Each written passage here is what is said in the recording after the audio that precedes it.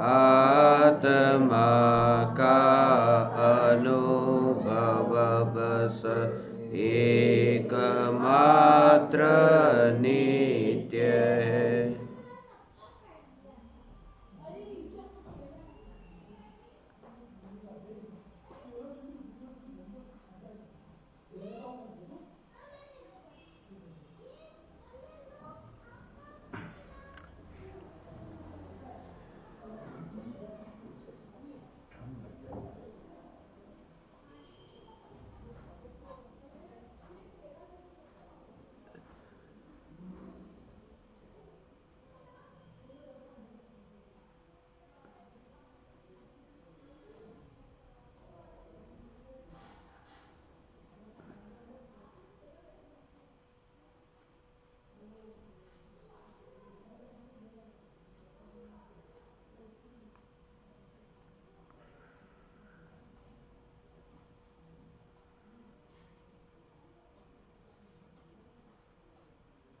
चैतन्य स्वभावी भगवान आत्मा अनादि अनंत शुद्ध चैतन्य मात्र है। ज्ञान मात्र है।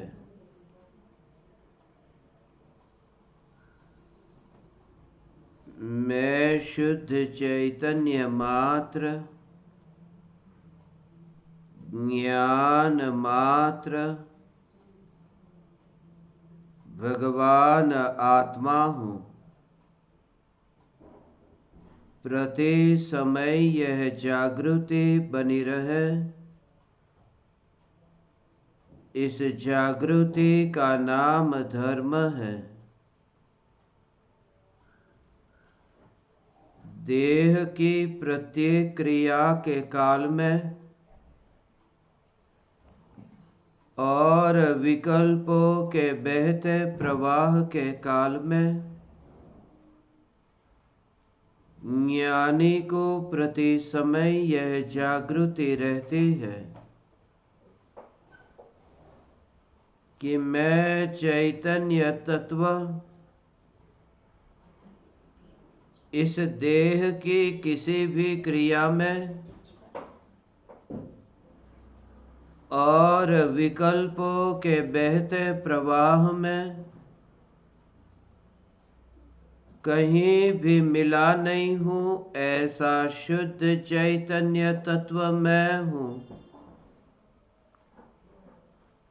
प्रति समय स्वयं की शुद्ध चैतन्य सत्ता का बोध आत्म जागृति ही धर्म है। चैतन्य तत्व के स्व संवेदन प्रत्यक्ष निर्विकल्प अनुभूति होते ही देह होने पर भी देहातीत दशा प्रकट होती है।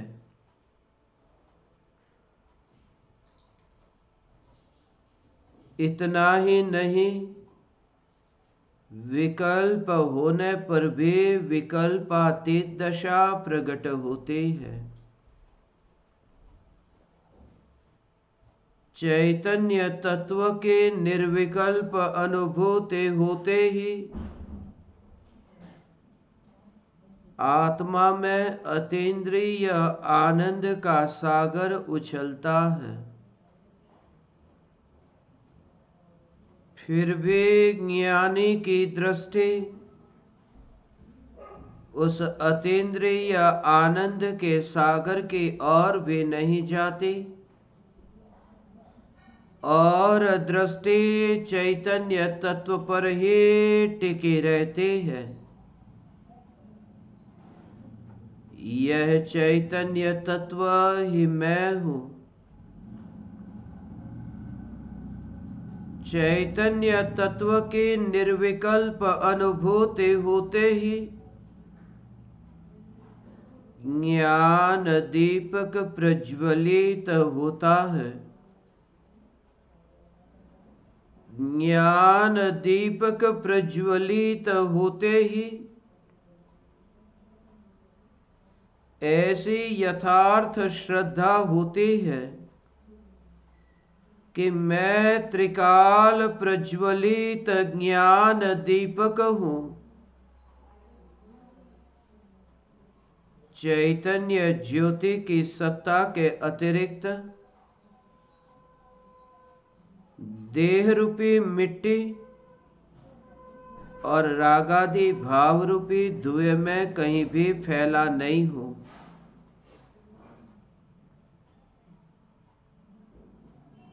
ज्ञान दीपक प्रज्वलित होते ही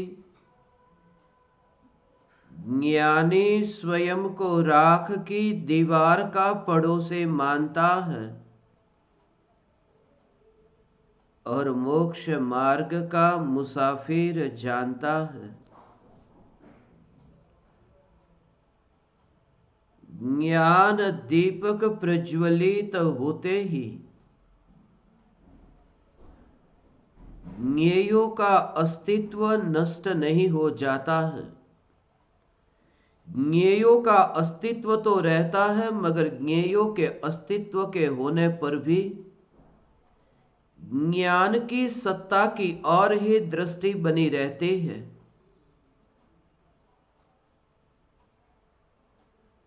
अनेक प्रकार के भोजन के पदार्थों का भक्षण करने पर भी सभी में व्याप्त नमक के खारेपन का अनुभव होता है। उस समय भोजन का विकल्प नहीं कि यह कौन सी सब्जी है। सब्जी के विशेषों के भेद का विकल्प नहीं, सिर्फ खारेपन का अनुभव। नमक अकेला नहीं खाया जा सकता, किसी न किसी सब्जी में भोजन के पदार्थों में मिला करके नमक को खाते हैं। मगर जिस समय वो नमक खाते हैं उस समय जो स्वाद आता है वो स्वाद नमक का ही है, वो भोजन का नहीं। ये भीतर में श्रद्धा है। ज्ञानी को प्रत्येक ज्ञेय ज्ञान में जानने में आते हैं, तब ये जागृति है कि भले ही ये ज्ञेय प्रतिबिंबित हुए हो, मगर ये जो अनुभव में आ रहा है ये ज्ञान है। और ज्ञान के प्रति विरोध करना ये परमात्मा का विरोध है। ज्ञान का विरोध परमात्मा का विरोध है, और जो परमात्मा का विरोध करता है वो परमात्मा पद को उपलब्ध कैसे होगा।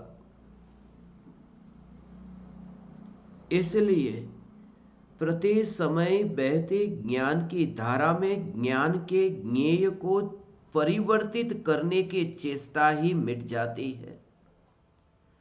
मैं इसे जानूं और इसे न जानूं, इस प्रकार के भेद के विकल्पों में से रुचि मिट जाती है, क्योंकि यह जागृति है कि जो भी जानने में आता है यह ज्ञान है और ज्ञान के बाहर मेरा कहीं विस्तार नहीं है।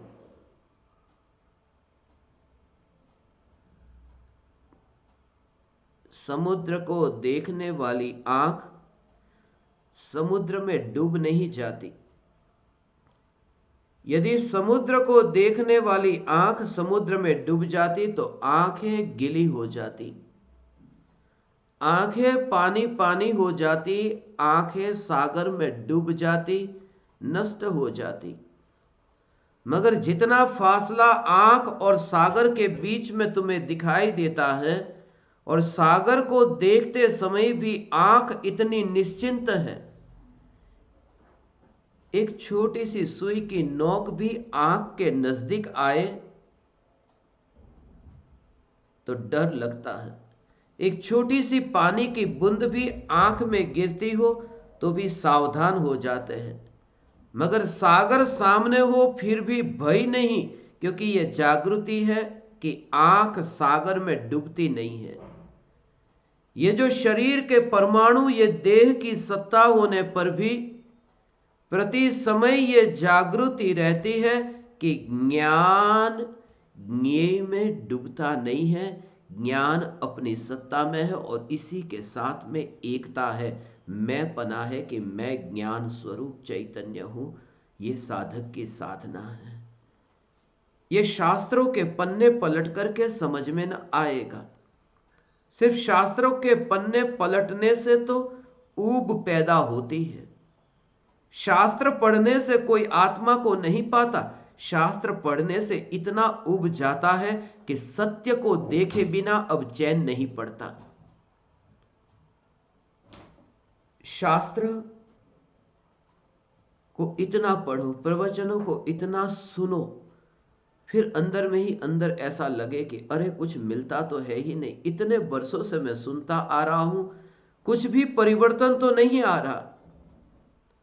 तब फिर पता चले कि कहीं ना कहीं बुनियादी भूल हो रही है। वरना पूरे जीवन भर यह भ्रम बना रहता है कि मैं धर्म के बारे में बहुत कुछ जानता हूं, मुझे धर्म का पता है। प्रत्येक मनुष्य इस पृथ्वी पर यही तो मान करके बैठा है कि मुझे धर्म का पता है। बचपन से ही उसके दिमाग में यह दे दिया गया, डाल दिया गया कि तू हिंदू है, तू मुसलमान है, तू धार्मिक है, तू धार्मिक परिवार में पैदा हुआ है।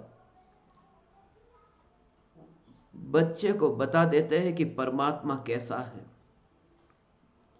मंदिर ले जाते हैं, मंदिर ले जाकर के परमात्मा की मूर्तियां दिखाते हैं, तस्वीर दिखाते हैं कि देख ये भगवान है, भगवान के सामने हाथ जो।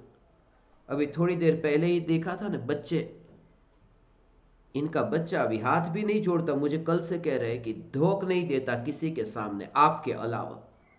कल पहली बार कि बच्चे के झुकता नहीं है किसी के सामने, छोटा सा बच्चा है। थोड़े भी धर्म के संस्कार नहीं है, थोड़े तो संस्कार देते कि झुकने की कला वो सीखे। मगर ऐसे झुकने की कला लाखों करोड़ों माँ बाप अपने बच्चे को देते हैं और देते रहे हैं। बचपन से लेकर के अब तक यही हुआ है कि तुम्हारे माँ बाप ने तुम्हें मंदिर ले जाकर तुम्हें झुकने को कहा और तुम झुक गए। उस समय तुम्हारे पास इतना ज्ञान का विकास नहीं था, शरीर की शक्ति नहीं थी। माँ बाप से तुम्हें रोटी खाना पीना मिलता था, अशक्ति इतनी थी सोचने के लिए तुम्हारे पास में न शक्ति थी, न समय था, न तो उस प्रकार की तुम्हारी योग्यता थी। और बचपन से ही जो तुम्हारे दिमाग में डाल दिया कि झुको इनके सामने, और तुम्हें बताया कि यह परमात्मा है। माँ बाप मर गए, तुम बड़े हो गए। अब तुम्हें तुम्हारे बच्चे यदि पूछते हैं तो तुम वही बताओगे जो तुम्हारे माँ बाप ने तुम्हें बताया था। पूरी पृथ्वी पर यही कुल परंपरा से धर्म चलता है। कोई व्यक्ति स्वतंत्र रूप से यह विचार नहीं करता कि माँ बाप जो मुझे दिखा रहे हैं, माँ बाप को स्वयं को उस परमात्मा का अनुभव हुआ है या नहीं, माँ बाप ने स्वयं ने परमात्मा को पहचाना या नहीं। इसलिए धर्म कुल परंपरा से नहीं हो सकता। धर्म स्वयं की स्वतंत्र खोज है। विज्ञान की खोज और परम विज्ञान की खोज में यही तो अंतर है कि न्यूटन ने जिसकी खोज की, उसकी खोज करने के लिए अब किसी दूसरे वैज्ञानिकों को खोज करने की जरूरत नहीं है। अब विद्यार्थी पढ़ेंगे क्लासरूम में, न्यूटन ने गुरुत्वाकर्षण के सिद्धांत की खोज की। अब रोज रोज ये खोज करने की जरूरत नहीं है। एक ने खोज की, बाकी सब पढ़ेंगे, उस सिद्धांत को समझेंगे, बस बात खत्म हो गई। मगर अध्यात्म के क्षेत्र में चैतन्य परमात्मा की खोज प्रत्येक साधक को करनी होती है। महावीर भगवान की खोज महावीर भगवान के अनुयायियों के काम न आएगी। यहां प्रत्येक साधक का स्वयं का पुरुषार्थ चाहिए, प्रत्येक साधक की स्वयं की खोज चाहिए, प्रत्येक साधक स्वयं स्वतंत्र रूप से वैज्ञानिक होना चाहिए। इसलिए तो कहा प्रत्येक आत्मज्ञानी विज्ञान नगर का वैज्ञानिक है। यह इसलिए कह रहा हूं क्योंकि बचपन से लेकर के अब तक बिना किसी प्रकार की जिज्ञासा के, उत्कंठा के बच्चे को उत्तर मिल जाता है कि ये रहे भगवान। और जिस समय बच्चे ने प्रश्न ही नहीं पूछा होता, एक बात खास याद रहे कि जब प्रश्न न पूछा जाए और उसका उत्तर जब मिल जाए तब उस उत्तर का कोई लाभ न होगा। पहले जिज्ञासा हो, पहले शंका हो और फिर समाधान मिले, वो समाधान कुछ परिवर्तित करने वाला होगा। इसलिए आपने देखा आत्मसिद्धि शास्त्र में परम कृपालु देव का शिष्य सीधा समाधान नहीं पाता, पहले शंका करता है, क्या आत्मा है, क्या आत्मा नित्य है। यह शिष्य की शंका पहले होती है और समाधान बाद में मिलता है। जन्म से लेकर के बच्चे को बिना शंका का ही समाधान मिल जाता है कि परमात्मा इसे कहते हैं, जब बच्चे ने पूछा ही नहीं होता कि परमात्मा किसे कहते हैं। और बचपन से जिनके जीवन में इतना धर्म मिल जाता हो, तो इस पृथ्वी पर इतनी हिंसाएं कौन फैला रहा है, इस पृथ्वी पर इतने युद्ध कौन करा रहा है। कल ही मैं एक चर्चा कर रहा था पानी के बारे में कि पानी को यदि गर्म करो 100 डिग्री पर तो पानी जल करके भाप हो जाता है, 100 डिग्री पर वो हवा हो जाएगा। मगर लोहे को यदि आप 1500 डिग्री गर्मी पर गर्म करो तो लोहा जल करके पानी हो जाएगा, लिक्विड हो जाएगा, प्रवाही बन जाएगा। 1500 डिग्री गर्मी कितनी होगी। और लोहे को यदि 2500 डिग्री पर गर्म किया जाए तो लोहा जल करके हवा हो जाएगा। 2500 डिग्री गर्मी, वो गर्मी कैसी होगी। और जब एक हाइड्रोजन बम का विस्फोट होता है तब आपको पता है कितनी गर्मी पैदा होती है। लोहा जहां जलकर के हवा हो जाए उसके लिए 2500 डिग्री गर्मी ही जरूरत है, मगर एक हाइड्रोजन बम का विस्फोट होता है तब 10 करोड़ डिग्री गर्मी पैदा होती है। और वह भी एक छोटे से कमरे में नहीं, 40,000 वर्ग मील, 40,000 स्क्वायर माइल्स, उतने एरिया में 40,000 square miles.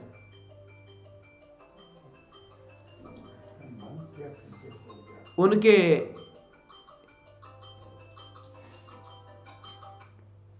40,000 square miles area में 10 करोड़ डिग्री गर्मी, 2500 डिग्री गर्मी पर लोहा जल करके हवा हो जाता है तो 10 करोड़ डिग्री पर हमारे मनुष्य के शरीर का क्या होगा। एक हाइड्रोजन बम का विस्फोट हो तो ये कैसे होंगे, ऐसा हाइड्रोजन बम। और आज इस पृथ्वी को नष्ट होने के लिए कितने हाइड्रोजन बम चाहिए, आपको शायद पता नहीं होगा कि अब तक इस पृथ्वी पर 50,000 हाइड्रोजन बम बने हुए तैयार पड़े हुए हैं, सिर्फ विस्फोट ही होने की देरी है। अमेरिका है, रूस के खिलाफ, रूस है वो अमेरिका के खिलाफ, भारत है वो चाइना के खिलाफ, चाइना भारत के खिलाफ। ऐसे ही पूरी दुनिया में एक और से ऐसी स्थिति है कि 3 में से 2 के पास में ठीक तरह से खाने को अनाज नहीं है। पूरी पृथ्वी पर ठीक तरह से पहनने को कपड़े नहीं है। आधी दुनिया तो ऐसी ही भूखी मर रही है। दूसरी ओर ये 50,000 हाइड्रोजन बम बनाने के पैसे, और ये कौन बनाते हैं, ये बनाने वाले कौन, ये बनाने वाले वे ही लोग हैं जिनको बचपन से ये बता दिया गया है कि परमात्मा किसे कहते हैं, भगवान किसे कहते हैं। जिनको बचपन से इतना पता चल गया हो कि परमात्मा किसे कहते हैं, वो इतनी हिंसा कैसे फैला सकते हैं। जो मंदिर में जाकर के भगवान की पूजा करता हो और मंदिर से बाहर निकल करके अब चीन को कैसे समाप्त कर दूं, इसका आयोजन करता हो। इसलिए मुझे यह विचार आया कि विस्फोट तो बहुत हो रहे हैं अब पूरी दुनिया में। यह समाधान नहीं है कि बचपन से किसी को चैतन्य परमात्मा की पुकार मिल जाए।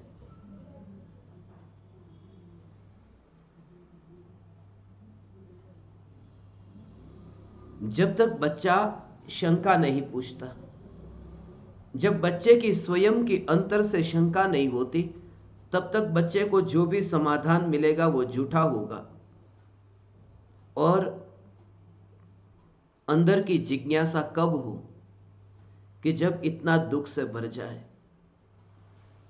बच्चे को स्वयं माँ बाप यदि उसे कहे कि देखिए भगवान है, तो इस संप्रदाय में है, इस पंथ में है, बार बार बार बार बार जैसे आतंकवादी का ब्रेन वॉश कर दिया जाता है, ऐसे ही पूरी दुनिया में माँ बाप अपने बच्चे का ब्रेन वॉश करते रहते।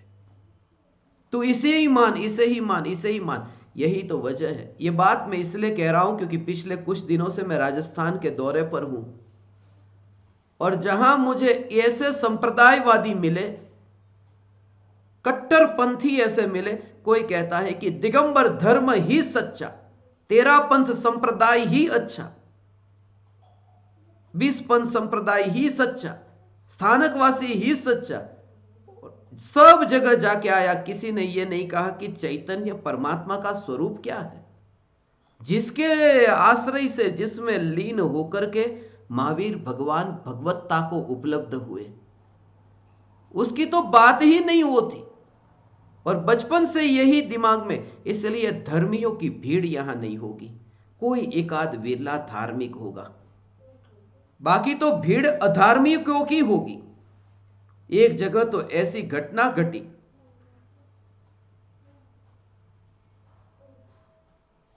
अलग अलग गांव में से जाकर के मैं यहां आया, उदयपुर से भिलवाड़ा गया था, सिंगोली गया, वहां पर प्रवचन था सिंगोली में।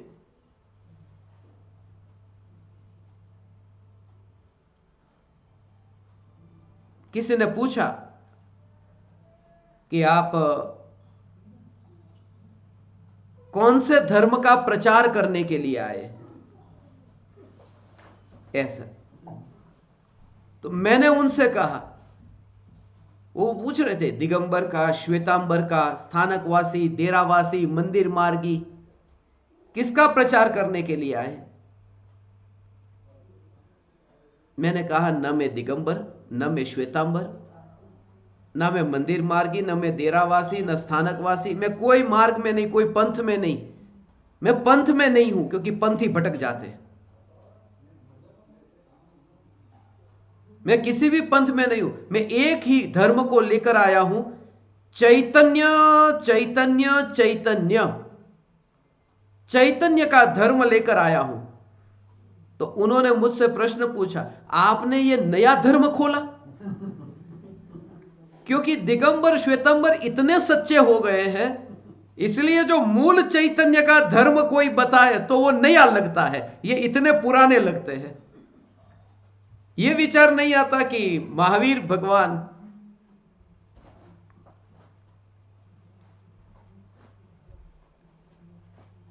समोसरण में, कोई कहता है दिगंबर थे, कोई कहता है श्वेतांबर थे, किसी को कपड़े पहने हुए दिखाई दिए, किसी को बिना कपड़े के दिखाई दिए, बिना कपड़े के दिखाई दिए वो दिगंबर हो गए, कपड़े वाले दिखाई दिए वो श्वेतांबर हो गए। और जन्म से लेकर के मरते दम तक इसमें ही फंसे रहते हैं।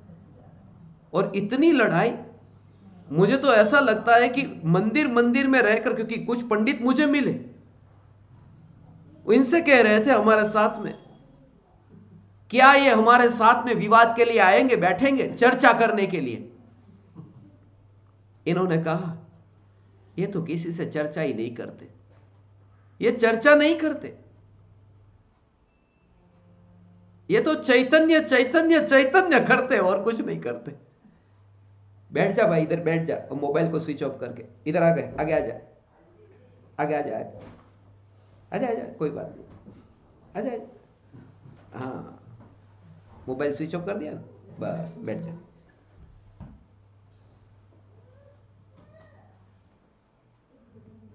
तो ऐसा है, इसलिए जहां जहां पर मैं गया, बैठने की तकलीफ है तो ऊपर बैठ, जहां जहां पर मैं गया वहां पर यह संप्रदाय के कारण पूरा राजस्थान का, यह आज अंतिम दिन है राजस्थान के सत्संग का, और इसलिए पूरा सार मैं आपको बता रहा हूं कि इतना संप्रदायवाद जितना मैंने भारत देश की भूमि पर देखा, ऐसा परदेश में नहीं देखा। 158 देशों में से जब मैं भारत को छोड़कर वहां से जब भारत आता हूं, एयरपोर्ट पर उतरता हूं, तब यह श्वेतांबर दिगंबर याद आता है, तब भी स्थानकवासी डेरावासी याद आता है। यूरोप में होता हूं कहीं पर भी नहीं, चर्च में जाऊं तो चैतन्य, ये देह है, ये देह में जो जानने वाला तत्व है, वो जानने वाली वस्तु है, वो मिलती नहीं है, बस वही मैं हूं, ये मैं कहता हूं। उसमें कहां श्वेतांबर कहां दिगंबर, इतना आनंद आता है, इतनी मस्ती में रहता हूं, मगर यहां आकर के इनके प्रति ऐसा लगता है कि ऐसा विराट धर्म जो आचार्य कुंदकुंद देव ने दिया। किसी ने कहा कि ये तो मस्जिद में जाते हैं, चर्च में जाते, मेरा मस्जिद चर्च में प्रवचन होता है, मैं तो गुरुद्वारा में भी प्रवचन के लिए जाता हूं, मैं तो जेलों में भी प्रवचन के लिए जाता हूं। यहां बैठे हैं जेल में प्रवचन का आयोजन कराने वाले आयोजक नेमीचंद जी साहब, पिछली बार कितना जेल में, चित्तौड़गढ़ की जेल में आयोजन हुआ था। मैं तो सब जगह जाता हूं, यहां तक कि पागल खाने में भी जाता हूं। बोले आप पागल खाने में जाते, कहां है वो पागल खाना? यही तो है मंदिर और मस्जिद और गुरुद्वारा, ये पागल खाना नहीं तो और क्या है? जहां ये पंथ में, ये भेद में पड़े हैं, इसके अलावा ये पागल खाना होगा कैसे? भारत और पाकिस्तान के बीच में बिल्कुल बॉर्डर पर ही एक पागल खाना था, और थोड़े दिन के बाद में ऐसा हुआ कि पागल खाने के बीच में दीवार हो गई, मगर इन कैदियों को चैन नहीं पड़ता था, तो दीवार इतनी ऊंची नहीं थी, तो दोनों दिशाओं के कैदियों को ऐसा मन होता कि लाओ देखे उस साइड क्या होता है, एक दूसरे से बात करने का मन होता था। तो ऊपर चढ़ चढ़ करके एक दूसरे से बात करने के लिए, जब वे बात करते तो वे कहते अरे कैसा चमत्कार हो गया, तुम तुम्हारी जगह पर रहे, मैं मेरी जगह पर हूं, और अचानक ही तुम भारत में चले गए, मैं पाकिस्तान में आ गया। अपनी अपनी जगह रह करके दोनों अलग अलग जगह कैसे चले गए? भारत और पाकिस्तान के बीच में, पागल खाने के बीच में यह दीवार खड़ी हुई, वो दीवार यही है पूरे देश के बीच में। कुंदकुंद आचार्य कहते हैं कि मुझे जानना नहीं है। आज आपको पता है कुंदकुंद आचार्य के पिता के पिता के पिता कौन थे? जैन थे या अजैन थे? अरे उनकी बात छोड़ो, तुम्हें तुम्हारे पिता के पिता के पिता के 7 पीढ़ी के नाम याद है? 7वीं पीढ़ी में वो दिगंबर थे, श्वेतांबर थे। पाकिस्तान के अंदर जो अभी मुसलमान है, उनके बाप के बाप के बाप के बाप हिंदू थे। वो खुद कहते जब मैं पाकिस्तान गया तो बोले मगर यहां क्या करें, बरसों से यहां रहते हैं, 3-3 4-4 पीढ़ियों से तो यहां पर ही है। इसलिए तुम्हारा बाप कौन था, उसका बाप कौन था, उसका बाप कौन था, उसकी हिस्ट्री में मत पढ़ना। सिर्फ इतना कि ये देह अभी जो दर्पण के सामने दिख रहा है, ये देह के परमाणु में जो नहीं मिलती है सत्ता, ये चैतन्य, ये मैं हूं, बस ये मनुष्य जीवन सफल हो गया। और कोई ही इस सत्य को स्वीकार करने को तैयार होगा, वही चैतन्य तत्व का दीवाना, उसे मैंने ज्ञान दीपक कहा। एक मनुष्य मनुष्य के रूप में, आज एक परदेसी भी मांस खाने वाले के पास में जाकर के भी मैंने इतना प्रेम और वात्सल्य देखा जितना जैनियों के मंदिरों में नहीं देखा। उस नजरिए से आपको देखेंगे कि जैसे बस वो कहते हैं कि मस्जिद में तो गृहित मिथ्यात्व का पोषण होता है। गृहित मिथ्या दृष्टि को, जो अज्ञानी हो ना, जो पापी हो, बहुत पापी, देवी देवताओं को मानते हो, बकरे का वध करते हो, ऐसा गृहित मिथ्यात्व का पोषण करते हो, उनके पास ये शास्त्र लेकर के नहीं जाना चाहिए। ऐसे ऐसे पापियों के पास जाते हैं वो लोग, मुझे बोलते हैं। और मैं क्या कहता हूं? मैं ये कहता हूं कि शास्त्र में जो लिखा है कि मांस खाना बंद करना चाहिए, शराब पीना बंद करना चाहिए, ये किसके लिए लिखा था? जो नहीं खाते थे उनके लिए कि खाते थे उनके लिए? शास्त्र में जितना भी लिखा है ये पाप छोड़ना चाहिए, ये पापियों के लिए लिखा था कि पाप छोड़ करके मोक्ष में गए उनके लिए लिखा? तो ये वाणी तो सबको मिलनी चाहिए, सबके पास पहुंचनी चाहिए। इसलिए आत्मसिद्धि शास्त्र की भांति इस समय सार को भी मैं सीमा में न रखूंगा, उसको पूरी पृथ्वी पर पहुंचाने का भाव है, सभी को मिले। और मेरी भावना थी 1 लाख केंद्र पर स्थापना हो। 1 लाख ईमेल की खोज कर रहे थे हम, 1 लाख ईमेल आईडी पर इस शास्त्र की पीडीएफ फाइल भेजने वाले। इसलिए यहां पर चित्तौड़गढ़ में आया हूं। 1 लाख ईमेल आईडी कोई दे सकता है आपके पास में? कहीं से मिलेंगे? नहीं।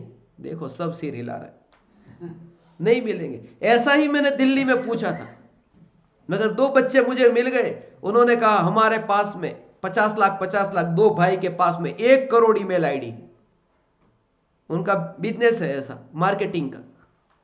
तो मिल गया, 1 करोड़ ईमेल पर यह वाणी पहुंचेगी, किसी के पास भी पहुंचे और पहुंचेगी। 1 करोड़ ईमेल आईडी पर 1 करोड़ लोगों तक जब यह चैतन्य की पुकार पहुंचेगी,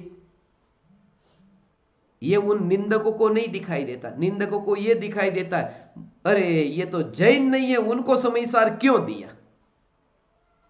मगर कल मैं कोटा में था ना, मैंने यही कहा, कोटा में मैं आया हूं मनोरंजन के लिए आया हूं। ऐसे लोगों के पास मैं रहकर मनोरंजन करता हूं, दुख नहीं होता, मजा आता है कि ऐसे भी लोग हैं, चलो आनंद लो, उसका भी आनंद लो। उनको कहता हूं गृहित मिथ्या। तो पूज्य गुरुदेव श्री कांजी स्वामी, तुम उनको मानते हो ना कि जब वो स्थानकवासी संप्रदाय में थे, तो स्थानकवासी संप्रदाय को तो ऐसा लिखा है दिगंबर ग्रंथों में तो कि वो गृहित मिथ्यात्व है। स्थानकवासी संप्रदाय गृहित मिथ्यात्व ऐसा लिखा है। तो कांजी स्वामी को जब समयसार मिला तब तो उसी पंथ में थे ना, गृहित मिथ्यात्व वाले पंथ में। फिर उनको समयसार क्यों दिया दामोदर सेठ ने? नहीं देना चाहिए था गृहित मिथ्यात्व वाले को तो। मगर उनके जीवन में समयसार आया और उनका जीवन पलटा, तो और भी लोग हैं जिनका जीवन पलटेगा। इसलिए इस अद्भुत कार्य में मुझे बहुत कम लोगों का साथ सहयोग मिलता है, ज्यादा नहीं मिलता, क्योंकि ज्यादा भीड़ होती है, भीड़ संप्रदाय की होती है। यदि दिगंबर को इकट्ठा करना हो तो 10,000 इकट्ठे हो जाएंगे, श्वेतांबर को इकट्ठा करना हो तो 20,000 इकट्ठे हो जाएंगे। मगर चैतन्य तो ये 10-20 इकट्ठे होंगे बस। वो भी कितनी बार कहा होगा कि आओ आओ आओ, तब माने नहीं है रुचि, एकमात्र चैतन्य की पुकार। और हमारा एक ही उद्देश्य है, किसी भी प्रकार के संप्रदाय के बिना। आज फिर वहां पर मंदिर में प्रवचन होगा कि नहीं? नीमच में मंदिर में है, शिविर है, कहाँ है? आश्रम में। देखो नीमच के आश्रम में प्रवचन। कोई भी आश्रम हो, आश्रम छूट गया था अभी, पागलखाना जेल सब आ गया था। आश्रम भी होगा तो आश्रम में भी जाएंगे, गांधी आश्रम हो, कोई भी आश्रम, कृपालु देव का आश्रम है ना वहां।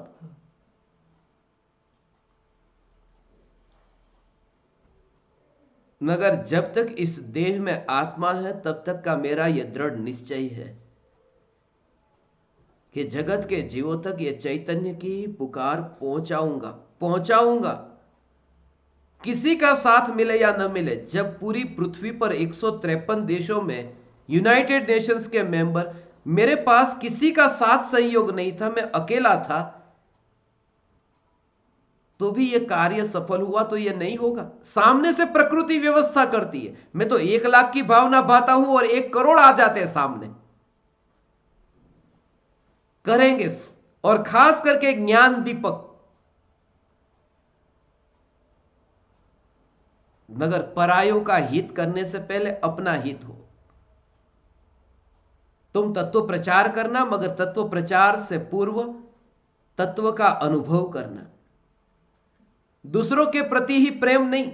आज जिनके वहां स्थापना है उनको इतना प्रेम है तत्व प्रचार का, महेंद्र सिरोया को बहुत प्रेम है, प्रचार इतना करना है। मध्य प्रदेश में आज बोल रहे थे, मैं मध्य प्रदेश में भी सब जगह आपके साथ घूमूंगा, स्थापना करनी है। दूसरों के प्रति बहुत प्रेम भाव है, इसलिए तो इनका नंबर मैंने दिया 43, लव यू वाला 43, 143 होता है ना ऐसे। मेरा 143 है, इनका 43 है। सिर्फ एक ही बाकी,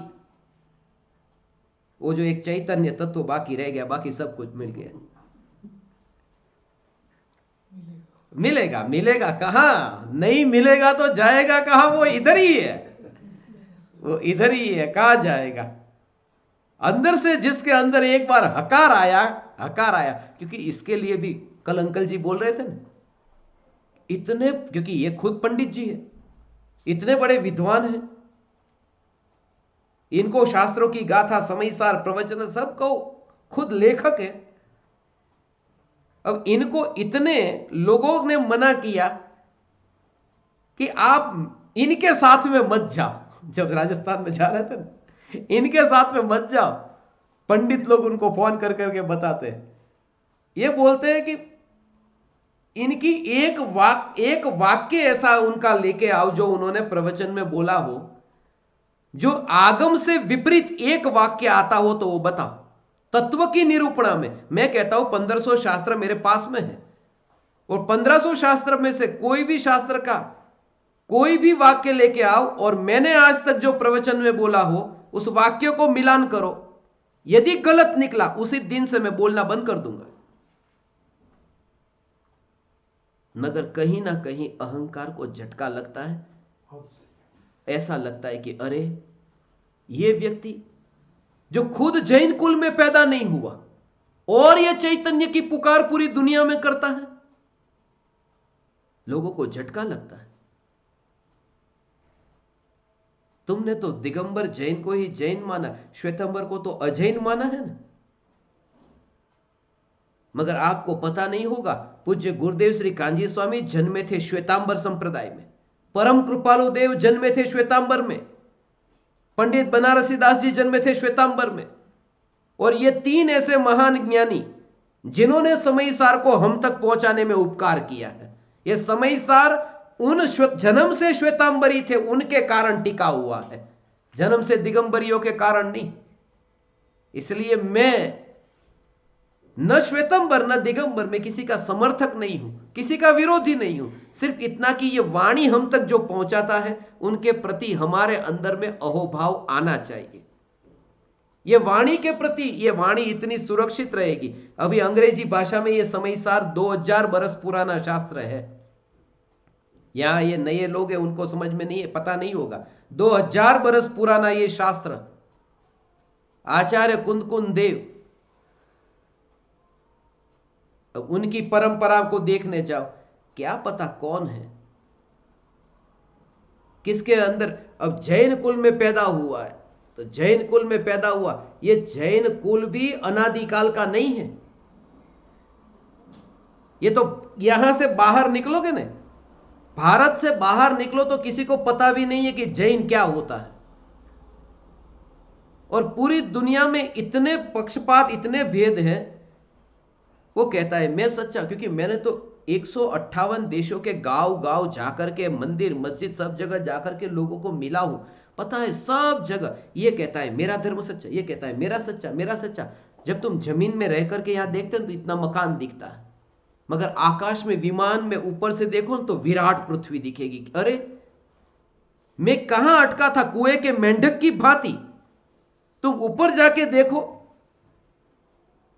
तो तुम्हें पता चले। इसलिए अफ्रीका के काले लोग, यूरोप के गोरे लोग, उनमें भी मुझे वही चैतन्य परमात्मा दिखाई दिया, क्योंकि वहां से वही सूर्य और चांद दिखाई दिए। यूरोप में अलग है और अफ्रीका में अलग सूरज चांद नहीं है। आज यहां समयसार की 57वीं स्थापना हुई। जो परमेलीन होता है, जो 43 करता है, उसको 57 प्रकार के आश्रम होते हैं। यह स्थापना का नंबर 57 है। 57 प्रकार के आश्रम होते हैं ना, आश्रम 57। मगर आश्रम का अभाव होता है तो संवर होता है, वो भी 57 प्रकार का होता है। क्योंकि ये थोड़े रोने जैसे हो गए इसके लिए चिंता मत करो, 57 प्रकार के संवर भी होते हैं। और आप परमात्मा को ऐसे संवर की उपलब्धि हो, प्राप्ति हो, जितना अंतर का भाव है इसमें बस भेद विज्ञान हो। यहां से मरने के बाद में बिल्ली में पैदा हुआ, कुत्ते में पैदा हुआ, कहां पैदा हुआ कुछ भी पता नहीं है। यह भारत कहां कुल था, कहां जाति थी, कहां धन था। और ऐसी जब दशा आए उससे पहले ही जो इतना चैतन्य के अंतर में जाकर के, गहराई में जाकर के, कुएं के अंदर इतना चला जाए कि बाहर की आवाज ही न सुनाई दे। इतनी शांति का अंदर अनुभव वो कुएं के अंदर इतना जाए कि कोई कोलाहल न सुनाई दे। इतना तुम ज्ञान ज्ञान ज्ञान ज्ञान ज्ञान में इतने आनंदित होकर स्थिर हो जाओ कि कोई संप्रदाय, कोई भेदभाव की आवाज ही न सुनाई दे। मैं भावना भाता हूं उस दशा की, नहीं आई है मगर भावना भाता हूं उस दशा की कि अनंत काल के लिए उस कुएं में से अब बाहर निकलना ही न हो। मगर वो दशा तब आती है जब एक बार अंतर के भाव से, तत्व विचार के बल पर उस कुएं के अंदर डुबकी लगे। घड़े की रस्सी कटती जाए, कटती जाए, कटती जाए, और एक समय ऐसा है कि पूरी तरह से कट जाए और घड़ा जैसे कुएं के अंदर चला जाए। कोई भेजे नहीं कि जा, रस्सी कट गई कि घड़ा कुएं के अंदर गया, रस्सी कटी कि घड़ा कुएं के अंदर गया। ऐसे ही मोह की रस्सी कटती है कि ध्यान चैतन्य तत्व में अंदर ढल जाता है, अंदर ढलता है। वहां मौन के अतिरिक्त और कुछ नहीं, और वहां बाहर की आवाज नहीं सुनाई देती। इसलिए जब मुनिराजों पर उपसर्ग होता है, शरीर कट जाता है, चमड़ी कट जाती है, शरीर को जानवर खा जाते हैं, वो सहन नहीं करते।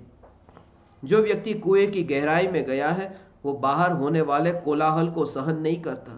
उसे पता ही नहीं है कोलाहल कहां हो रहा है, कहां हो रहा है। तुम उतने चैतन्य के शांत स्वरूप में अंतर्मुख हो जाओ भगवान, और होगे ऐसा ये शांत चैतन्य तत्व यह मैं हूं, जहां ज्ञान के अतिरिक्त और कुछ नहीं, और जहां ज्ञान के अतिरिक्त और कुछ नहीं, और वहां तुम्हें बाहर से जैसे घड़ा अंदर गया, घड़ा बाहर से अंदर गया। इतनी तो यात्रा घड़े को करनी पड़ी। यहां तो आत्मा का ध्यान बाहर से अंदर जाता भी नहीं, ध्यान भी यही है, ध्येय भी यही है, और ध्यान का विषय ही ये चैतन्य तत्व बन जाए, बस विषय चैतन्य तत्व बन जाता है। वहां जाना नहीं पड़ता, उसका रूप, उसका आकार उसी रूप हो जाता है। बस उसका आकार उस रूप हो जाता है, उसका भाव ये है। वहां जाना नहीं पड़ता, उस रूप में परिणमन हो गया। जैसे आटे का वो जो गोला है, उस गोले को क्या कहते हैं? लोया। लोया जो है, लोहे को तुम ऐसा करो और फिर जो सांप का आकार बन जाता है, वो आटा है, वो सांप के पास में गया कि नहीं गया? वो आटा है, वो आटा स्वयं ही सांप के जैसे आकार रूप परिणमित हो गया। सांप के पास में किसी दूसरे कमरे में उस लोहे को जाने की जरूरत नहीं है, वो वहां पर रहकर के ही उसमें पलट जाता है। जो ध्यान है वो आत्मा के बाहर है ही नहीं, इसलिए आत्मा में लाना, आत्मा के बाहर होता तो आत्मा में लाना पड़ता। आंख को अंदर लाना नहीं है, आंख तो शरीर का अंग है। कहते हैं ज्ञान जो बाहर भटक रहा है उस ज्ञान को अंदर लाओ। ज्ञान कहां बाहर भटक रहा है? ज्ञान आत्मा के बाहर कहीं भटक ही नहीं सकता। मिठास गुड़ के बाहर कहीं भटक नहीं सकती, इसलिए मिठास को गुड़ में लाना नहीं है। गुड़ मीठा है ये स्वीकार हो कि बस तुमने मिठास को पाया और गुड़ को पाया। ज्ञान आत्मा के बाहर गया ही नहीं, ज्ञान स्वभावी आत्मा है और यही मैं हूं ऐसा स्वीकार जब होता है तो आत्मा पाया ये कहते हैं। वास्तव में तो जो है वही रहता है, नया कुछ भी नहीं होता है। दृष्टि उसकी और कि जहां नया कुछ भी नहीं हुआ, नया कुछ भी नहीं हुआ। इसलिए वह तो सदैव सत्ता स्वरूप, जिसके हाथ में हीरा मिला वह आनंदित हुआ, जिसके हाथ से हीरा गिर गया वह दुखी हुआ। मगर हीरे को पूछो कि जब तू किसी के हाथ में था और नीचे गिर गया तब तू सुखी हुआ या दुखी हुआ? हीरा कहता है मैं चमकदार, बस चमक से भरा हुआ मैं हीरा। किस हाथ की बात करते हो? कहां गया? मैं अपनी चमक के बाहर कहीं पर भी नहीं गया। चमक के बाहर जाए तो फिर ये हीरे में से कुछ बाहर चला गया, तो हीरे में से कुछ घट गया। मगर हीरे में जो है वो हीरे में ही रहता है और हीरा हाथ में हो। हीरा हाथ में है मगर हीरा चमक के बाहर नहीं है। चैतन्य तत्व ध्यान में होता है मगर ध्यान में भी जाता नहीं है, क्योंकि ध्यान छूट जाए तो चैतन्य तत्व भी छूट जाएगा, मगर वो तो टिक कर रहता है। इसका मतलब जो ध्यान के अंदर भी नहीं जाता वह चैतन्य, वो त्रिकाल है और ध्यान क्षणभंगुर है। ध्यान कभी होगा, ध्यान कभी छूट जाएगा। चैतन्य न कभी हुआ, न होगा, न छूटेगा। ये चैतन्य की और दृष्टि हो। और जब जाने पदार्थ अनजाने हो जाए और जब मृत्यु आए और ये देह के परमाणु के बारे में कुछ भी पता नहीं कि कहां था वह मनुष्य का देह, जिसे दुनिया जिस नाम से जानती थी और मैं जिस नाम से स्वयं को मानता था, वह देह कहां गया? वह घड़ी आएगी कुछ ही समय के बाद में। 5, 10, 25 साल कुछ नहीं होते अनंत काल की कंपैरिजन में, तुलना में। ये 5, 10, 25 साल में जब निश्चित है इतने लोगों को मरता हुआ देखते हैं कि ये जाने से अनजाना होता है, तो बस उससे पहले ये कला कि हीरा है वो किसी के हाथ में जाता ही नहीं है, क्योंकि हीरा अपनी चमक के बाहर कहीं जाता नहीं है। यदि चमक कहीं चली जाए तो हीरा नहीं रहेगा। ऐसा है भगवान, ये अनुभूति का स्वरूप ऐसा है और आपको ये स्वरूप अनुभव में आएगा। हे चैतन्य परमात्मा, हे भगवान, आपको ये स्वरूप अनुभव में आएगा। मगर जिसके अंतर में ऐसा निष्पक्ष होकर के कि ये ज्ञान ज्ञान ज्ञान सर्वांग ज्ञान प्रदेशों में, उसको चारों ओर से घुमा करके देखो, हीरे को चारों ओर से देखो, बस वो ये चैतन्य हीरा ही मैं हूं।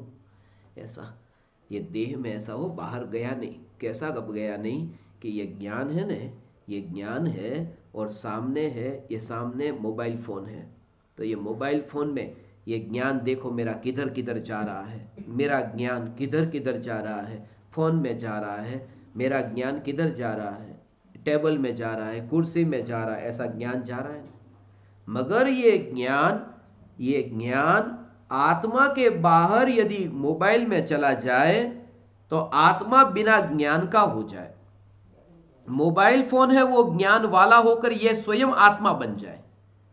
यदि ज्ञान क्रोध को जानने से क्रोध में चला जाए तो क्रोध है वही आत्मा हो जाए, वो चैतन्य हो जाए। वो क्रोध है, वो क्रोध नित्य हो जाए। मगर क्रोध तो क्षणिक है और ज्ञान क्रोध में जाता नहीं। ज्ञानी को यह जागृति है। पत्नी, पुत्र, परिवारजन, मित्र, शत्रु ज्ञानी के भी होते हैं, ज्ञानी भी इनको जानते हैं। मगर जानते समय यह जागृति ऐसा ऐसा ऐसा इसलिए ऐसा ऐसा भेद दिखता है। जैसे डोरी हो और डोरी के नीचे जैसे कपड़ा गिरा पड़ा हो, और गिरे हुए कपड़े को जैसे आप देखो कि डोरी के ऊपर वो कपड़ा है ही नहीं, ऐसे ज्ञानी को चैतन्य की नित्य डोरी और यह देह का कपड़ा जो डोरी के ऊपर टंगा नहीं है, लटका नहीं है, सूख नहीं रहा, ये गिरा हुआ कपड़ा अभी। क्यों? क्योंकि कपड़े को जैसे वो वायर जैसे वायर हो, उसमें इलेक्ट्रिसिटी हो, तो यदि इलेक्ट्रिसिटी वहां पर यदि आप छुओ तो झटका लगेगा, कपड़े को छुआ कि झटका नहीं लगा। इसका मतलब कि जहां करंट का झटका लगा वहां कपड़ा नहीं है, जहां कपड़ा है वहां करंट नहीं है। तो जहां मुझे यह अनुभव हो रहा है वहां यह कपड़ा है ही नहीं, और जहां अनुभव हो रहा है वहां तो नित्य चैतन्य है, यह कपड़ा है ही नहीं। इसलिए यह अलग दिखता है कपड़ा। इसलिए ज्ञानी को कोई कहे यह शरीर आप लेकर के क्यों घूम रहे हो, शरीर के साथ में क्यों घूम रहे हो, यह बात ऐसी ही है जैसे कोई डोरी से कहे कि ये तेरे पास में ये कपड़ा नीचे क्यों पड़ा हुआ है। डोरी मौन रहेगी, उसे कोई लेना देना नहीं, उसमें वो विद्युत प्रवाह बहता रहता है बस। कपड़ा क्यों यहां है उसकी शिकायत नहीं। तुम उस ध्यान की गहराई में जाओ कि जहां तुम्हें कपड़ा पड़ा है उसका भी पता न रहे और नित्य चैतन्य पर ही जोर रहे। हे ज्ञान दीपक, ऐसा जोर रह सकता है, तब नहीं है देह, तब चलता फिरता ऐसे ही खेत में जो तुम कहते हो बिजू का होता है जो डराने के लिए वहां पर बस ऐसे खेत में वो जो पक्षियों को डरा, बस ऐसे ही वहां तुम जैसे देखते हो तुम्हें पता है कि वो जिंदा नहीं है, वो सिर्फ है, वो जिंदा नहीं है, वो मनुष्य, वहां ऐसा कुछ है ही नहीं, वहां जीवन नहीं है। बस ऐसे ही इस शरीर को भी तुम पास में ऐसे देखोगे कि यहां जीवन नहीं है, और जहां जीवन है वहां ये देह नहीं है। ऐसे ही भेद विज्ञान की धारा, आप ज्ञान दीपकों को प्रकट हो, आप साधकों को प्रकट हो, आप मरने से पहले यह कला सीख लो। यह समयसार की स्थापना पूरी होने के बाद में मैं अब वो थैले को तैयार करने जा रहा हूं जिस थैले में भरकर मैं ज्ञान दीपकों को एकांत में ले जाने वाला हूं। जो मैंने कहा 142 ज्ञान दीपक और 415 परोक्ष ज्ञान दीपक और 1,00,000 अदृश्य ज्ञान दीपक, ये नई डिग्री जो इन्होंने मुझे दी, डिग्री दी माने एक कैटेगरी के ज्ञान दीपक बताए। ऐसे आपके जैसे लोग हैं अंकल जी, ऐसे कितने पंडित जी हैं जो अपने प्रवचन सुनते हैं, प्रवचन सुनकर के फिर वो अपने प्रवचन में बोलते भी हैं और मुझे कहते भी है कि मैं आपका प्रवचन सुनता हूं, मगर नाम नहीं ले सकता, किसी को पता नहीं चलना चाहिए कि मैं आपका प्रवचन सुनता हूं, नहीं तो लोग कहेंगे कि अरे उनका सुनते हो। मगर ये आप मित्र मेरे बहुत से जयपुर में पड़े हुए अपने ग्रुप में है, प्रवचन रेगुलर सुनते, मगर पता नहीं चलना चाहिए। मैं एक ऐसे इसलिए ये कहता हूं, ऐसे अदृश्य ज्ञान दीपक है। अंकल जी का तो पता चल गया और सबको पता चला पूरी दुनिया में कि अंकल जी मुझे सुनते हैं। ये निर्भयता, एक ऐसा व्यक्ति, सच कहता हूं पूरी दुनिया में ऐसे व्यक्ति यदि मुझे मिले न, तो ये वितराग वाणी इतनी जगह पर ऐसे लोगों तक पहुंच सकती है जिन लोगों को बिल्कुल पता ही नहीं, कुछ भी पता नहीं है धर्म क्या है, आत्मा को पाना है। और कोई व्यक्ति आत्मा को पाना चाहता है और तुम पहले ही बोलते हो तुम दिगंबर हो या श्वेतांबर हो, तुम देरावासी या स्थानकवासी, तुम जैन हो जाओगे। मेरा परिचय दे रहे थे तो ये कह रहे थे इन्होंने कितने लोगों को जैन बनाया है। अरे ये क्या बोलते, मैंने कितने लोगों को जैन बनाया? मैं तो वो जो पहले से जैन बने हुए उनको भी कहता हूं जैन में से निकल जाओ और चैतन्य में आ जाओ। मैं तो उन्हें भी कहता हूं, मगर अब ज्ञान दीपकों को एकांत में गुफाओं में जाने का अब समय आ गया है। ये समयसार की मंगल स्थापना एक बार हो और फिर गौरी सोवत सेज पर, मुख पर डारी केश, चले खुसरो घर आपने, रेन भई यह देश। फिर यही सब अपनी पुरानी वाली असली गजपंथा की भूमि, गजपंथा का पहाड़, समयसार की ये कुछ दिनों की ये स्थापना के बाद फिर वही हमारा जंगल, वही हमारा स्मशान, वही हमारा निवास स्थान। और अब तो मैं अकेला नहीं जाने वाला। मैंने 2-3 जगह पर आज तपास करवाई है, जांच करवाई। वहां पर एक साथ में 12 चिता जल सकती है, ऐसे स्मशान है नासिक में। तो 12 लोगों के लिए तो सिंगल बेड की व्यवस्था हो गई है, और उसमें भी 2-2 घंटे की नींद काफी है। तो 5 शिफ्ट रखेंगे तो 2-2 घंटे सोने के लिए 60 लोगों के लिए व्यवस्था हो गई है।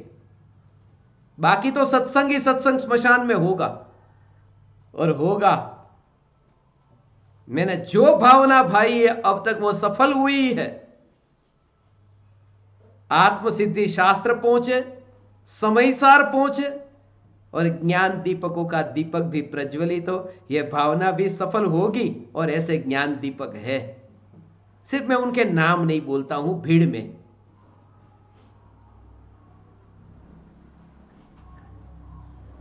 समय आएगा तो उनके बारे में कहूंगा। आप सब चित्तौड़गढ़ वासियों ने, चित्तौड़गढ़ के ये सब महाराणा आप कौन? चित्तौड़गढ़ के ही थे ना? आपके रिश्तेदार थे? अच्छा, हाँ। महाराणा प्रताप चित्तौड़गढ़ के, वो भी भाव आता है ना, ऐसा है। चित्तौड़गढ़ के ऐसे महाराणा प्रताप जहां हुए, ऐसा चित्तौड़गढ़, वहीं पर ही मैं रहता हूं। कितना बल आ जाता है कि नहीं? अनंत सिद्ध परमात्मा जहां वास करते हैं, ये चैतन्य मैं हूं। कितना बल आना चाहिए? ऐसा चैतन्य परमात्मा में हूं जिसमें अनंत सिद्ध परमात्मा वास करते हैं। ऐसा मैं चैतन्य परमात्मा आप समस्त ज्ञान दीपकों को, आप दीवानों को मेरे हृदय के अंतःकरण से प्रणाम करता हूं। मेरे प्रणाम स्वीकार कर।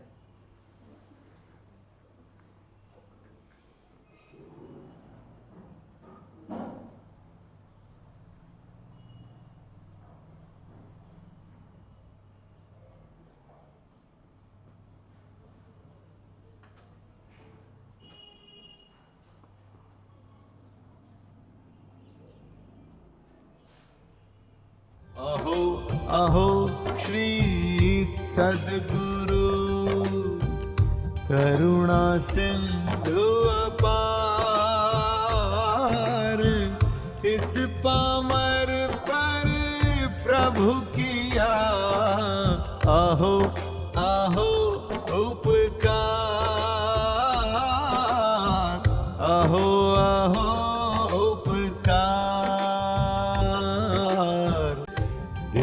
सहित जिनकी दशा, वरते देहातीत, उन